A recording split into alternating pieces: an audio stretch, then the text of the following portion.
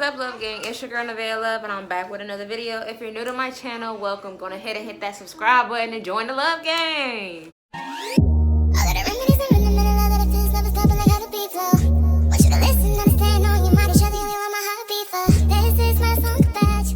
Okay, so if you read the title, we're doing a story time one time I got arrested. I know y'all look so innocent. Do like I really be doing anything to get arrested? Cause I don't. But no. So it was just one random night where I was living with my children's father at the time, and this was before I was saved. Well, I was always saved. I was saved at a young age. Before I was 100% walking with God, like still walking with the world type thing. You know what I'm saying? So yeah. Basically, I went to him one night and was telling him about our son needed some clothes for school. And this was around the time that he was in public school, because he's in virtual school now because of COVID and everything. But before COVID had hit, he was going to public school. So basically I told him, yeah, you know, our son, he needs some clothes and he don't have anything to wear for school tomorrow. And I don't know what he was going through or what was going on, but he snapped on me like, I heard you the first time, like talking to me crazy. I'm just like, whoop, whoop, like what? Like who was you talking to? Who was you talking to? So everything just went downhill from there. He had pushed me, and y'all, we was just hustling. Like he picked me up, dropped me on the floor, and we was just going at it. Like I don't know who won, who did what, but we was just at it. So my mom, she got involved trying to break it up, and my temper was really, really, really bad back then. Like I was one of those types where if I felt like you got the best of me, I'm coming back to attack you to make sure that ain't the case. After he had slammed me, whatever, I finally was able to get up and I felt like everything was clear. I heard him still in the room talking like, oh, well, that's why I slammed you. That's why I did this and that, trying to talk like he big boy. You feel me? So I just blacked out. I don't remember too much, but I just blacked out. I remember going to grab one of these large, tall rain bottles. Like if you drink liquor, you know. It was a real big, empty rain bottle that I had with my friend or whatever when we was drinking or whatever. So I kept the bottle because I wanted to design the bottle, and the bottle was really, really pretty. But I took it up off the table, and basically while he was still yapping, right upside the head. Oops, upside your head. I said, oops, upside. No, I quit. But no, I couldn't believe I did it. Like, after I did it, it's like that's when I snapped back into reality. Like, dag, what just happened? What did I just do?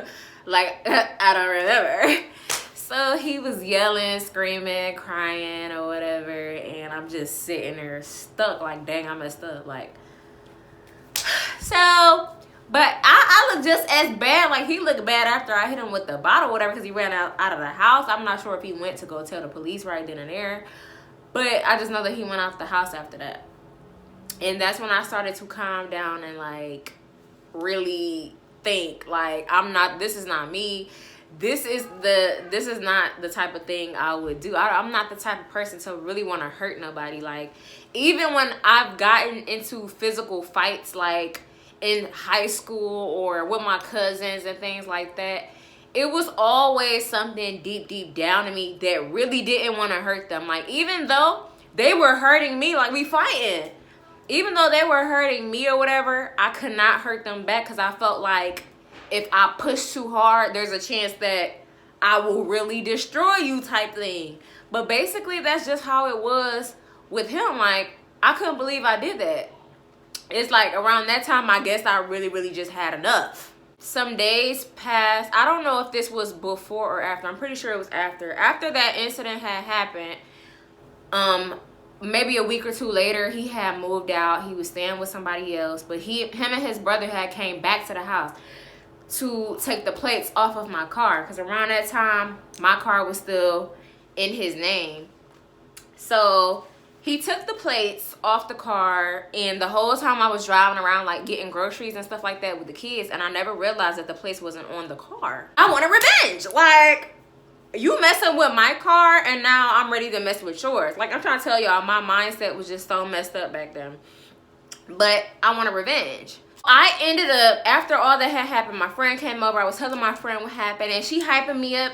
Yeah, girl, we about to go pop his tires. We finna go do this and that, and woo woo woo, and da da da da. Like, you know how a friend's supposed to do, because that's what I did for her. Like, when she called me and told me she wanted to go mess up her boyfriend's car or whatever, I'm like, all right, well, let's go do it. That ride or die friend, let's go do it. And that's on period. But then we had ended up getting there. We went in there. We got groceries and stuff like that. And then we came out. Somebody, her friend actually had took us. I didn't stepped all ahead. But her friend took us to Walmart. And we had went and got some food or whatever. I'm sorry, y'all. I'm talking with my hands. I always do that. But anyways, so when we got done shopping, we got back in the car. And we pulled up next to the car. Well, we was looking for his car. His car wasn't there. His brother's car was there. But I didn't like his brother either. So I'm like, all right, bet. I'm like, all right, you ready to my friend? And she like, just go out and do it. And then the whole vibe switched. Just go out and do it. And da-da-da. And I'm just sitting here like, what you doing? Like, you was just hyping me up at the house. And now I gotta go do it by myself. So I get out, and we were in Walmart parking lot still. First of all, you know that it's cameras and lights and all types of stuff going on in there. So I'm like, okay. In my head, I'm like, don't do it. Like, you really about to mess this up. You gonna get caught. Cameras are everywhere. It's just not about to go how you expect it to go. So I'm like, all right, forget it. Just do it. Just get it over it. YOLO. So I just the tires and jump back in the car. So they ended up coming outside to see, but I wasn't there. I was already long gone at home. Went back in the house like nothing ever happened. My mom asked me, what you go do? What you do? I'm like, nothing at all. But the whole time, y'all, I was in the car like, dang, I messed up. Like, I'm going down. My friend ain't even gonna be there to help me because she done did that. So I'm going down by myself. Like, I just knew I messed up. But anyways, I decided to go to the police station one day. I don't know why the heck I did that. I thought that maybe I could, you know, tell the police, file a report or something about the incident, about what had went down between me and the children's father or something like that. And when I got there, y'all, the police was like, yeah, you're staying. And I'm just like, dang, I literally just turned myself in. Like, I just walked in here and just turned myself in. How dumb could I be? Like, I should have stayed myself at home. I don't know what I was thinking. What were you thinking? But no, I go in, they check me in, doing the fingerprint thing. This is my first time ever being arrested in my life. I didn't know what the heck was going on. I had my wig on. My mug shot was cute though. I'm still trying to find that bad boy. I had some hair just like this, but it was longer. That was a cute mug shot. Okay, that was cute. But no. Eventually, they made me take that wig off. Like, y'all, they like, is that glued to your head? So then, no, it's not. Okay, take that off. I should have lied and said it was stuck to my head or something. I should have said something. And I had dreads underneath my wig at that time, too, because I was starting dreads. So you know I was in the ugly stages once I took that wig off. So we going through the whole process, and I finally get in there, and I'm just sitting here looking stupid. So they let me make a phone call. I called my mom. I'm like, Mom, I'm in jail. I came down here to report the incident that happened between me and, I almost said his name, me and my children's father. And they decided to keep me. So she's like, what? Are you serious? Da, da, da. Oh my goodness. Woo, woo, woo. So I'm just sitting here, stuck in here, just staring at the walls. Like, okay, so what do I do? Because I ain't got no phone. Ain't nothing to do. Like, and then this girl walk in. This is my dog. And I don't remember her name or anything. I used to be friends with her after we had got out of jail on Instagram. I ended up finding her on Instagram. But then I ended up deleting that Instagram because I can't stay on social media. So I stayed deleting my pages and stuff and whatnot. But yeah, that my dog walked in. She like, hey, what's up with you? Da-da-da, why you in here? Yada, yada, yada. She told me what happened with her. I told her what happened to me. And we just became friends. Like, my first little friend in jail. They come in with food. When I tell y'all, I didn't eat not one thing the whole entire time I was up in jail. Nothing. So they come in there with food and they look like throw up. Orange throw up. It smelled good though. So I'm like, no, I'm not eating that. It had crackers and everything with it. They even gave me water. I'm like, no. They came in, they got the plate back, they took it. Eventually they took us out of that little waiting area and took us to our cells. And me and my friend or whatever, we had a little choice. We could be together or go our separate ways. But we decided to go our separate ways because one, I wanted to go my separate way because I'm always to myself. I like to be alone. Like, I need my own space. So we went out on little spaces and whatnot. They called us out for dinner this time.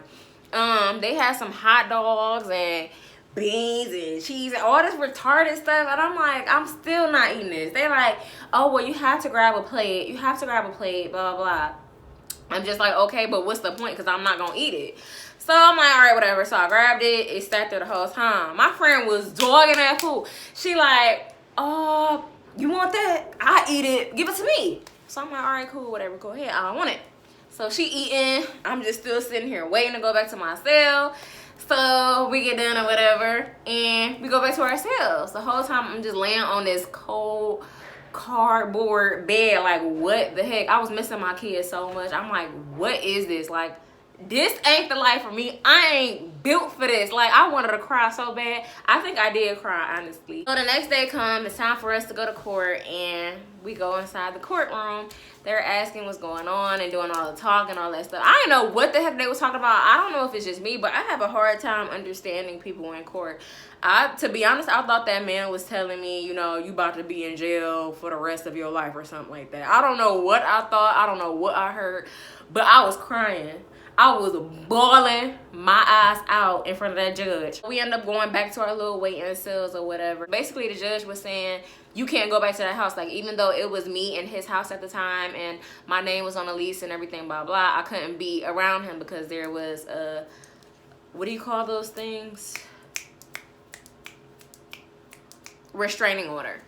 So I wasn't able to go near his job or go back to that house or any of those things. So I was crying because I really thought that I was not going to be able to go back to that house, and that they told him, you know, he can come back or whatever because he already moved out anyways.